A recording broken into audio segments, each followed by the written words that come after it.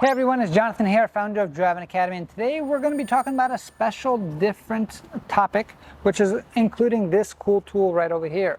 Now if you don't know what this tool is, this tool can actually save you a whole lot of money between DOT fines. This is called a tire thread gauge. It's going to tell you how much tread you actually have in your tires. And I'm not an expert at this, but I do know my way around the truck. We actually have a master mechanic, Dima here. He's one of the mechanics that we use for our bigger jobs, and if you're in the New Jersey area, highly recommended for him. He does pretty much any kind of work. Does computer diagnostic, engine work, transmission work, and even oil changes and everything else in between. So if you're definitely in the area, make sure you give him a call. What's your number? 908-499-0679. All right, so that being said, let's talk about tire tread, right? Sure. So before we actually get into tire tread, you have to actually know what it is. So my understanding, Demon, correct me if I'm wrong, tire tread is the space that you have in between these grooves. Is that correct? Yes. Now, why is that so important to actually have a certain tire thread? It's the threads works because of the roadway, the condition of the roads. You know, the way because for the steer tires they have a different type of thread, and for the rear tires they have a different type of thread. Okay. Which is the drive tire, which is give you torque to move you, and then the steer it will help you stand on the line, and then keep you better driving condition.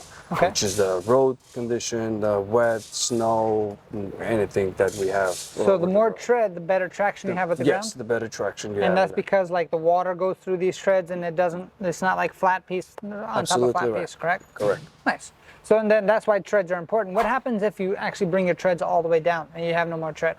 Oh, if you have no more treads, I mean, if you're driving over in the summertime and then you have 89 degrees outside temperature, that road will be 189 degrees. Wow. So imagine the asphalt. The asphalt will always eat the sun, and then it will just stay hot over the road. So even in the winter time, as your wheel is spinning, it will give you the heat. So it will give you the heat resistance. So it's going to start expanding. If you're driving 100 psi and then over a road you're driving, and then when you check the psi, it will come up to 110, 105 because the heat will give you another. So if you don't have tread, you could have a blowout, low traction and a blowout. Blowout, yeah. And then if DOT catches you, do you know what the fines are? That's out of service. Out of service? Yeah, so totally. You can't drive? You can't drive at all. Wow. Wow. So if you have low to no treads, and you... Especially in the steer tires. The steer tires. Yeah. Now, we hear a lot of things about recaps, right? So explain to the audience, what are recap tires and why can't you have them in the front?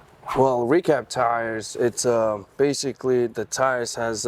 they send it out to the manufacturer, and then they replace the top sloy. Basically they re-glue it.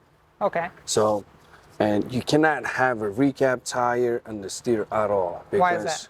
Because like I said, the road, the heat, and then that glue will, you know, it just comes out. I see a lot of trucks that just the whole tire, when the recap, it just comes out like, you know, like a sandwich.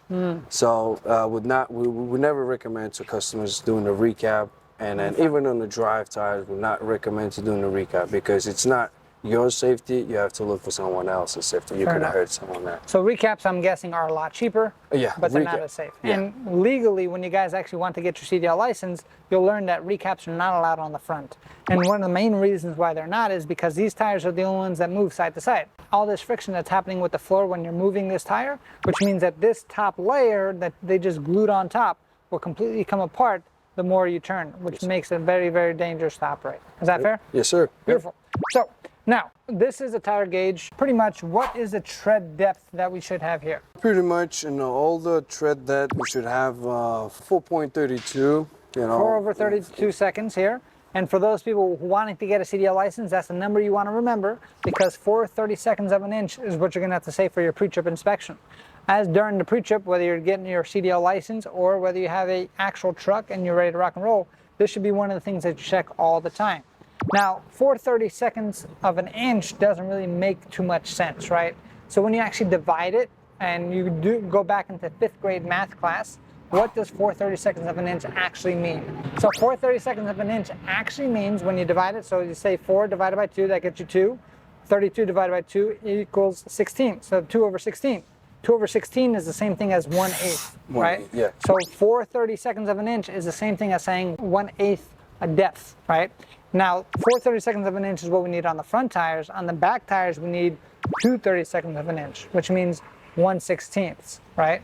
So why are the back tires able to have less than the front tires? Because the back tires, they are traction tires, and then also you have 8 tires in the back. And the steer tires, you only have 2 tires in the back. If one of them goes wrong on the back, you have another The other 7, yeah, that will support you for your closer service. Beautiful. Okay, cool. So, and again, another reason is these tires are turning, so these tires need a lot more traction. Those tires over there, they're just workhorses. They're designed to push everything moving forward. All right, so now that being said, let's get a close-up on this gauge itself. So now that you know what the actual thing is, this gauge makes it super simple. This is done on Amazon. If you do this reading, anything in the green is good to go. Yellow, you're getting kind of scary. Red, you're out of service, which means get those things fixed or else you're gonna have a big problem. So if we're gonna check this out, we can put it on any one of these grooves. We're gonna move this all the way down. And as long as you see the green, you're good to go, right? We're gonna check another groove, another tread.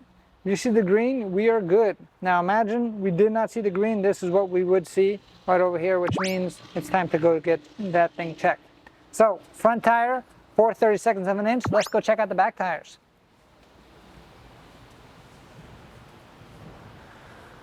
So as you see what Dima, the master mechanic, actually said, these treads are completely different than the front treads. We're gonna have 8 tires right over here between these 4 and then those 4 on the back. So these are your power tires. These are things that are moving forward. That's why you need less tread, because you want more of this contact with the ground itself to constantly push this thing.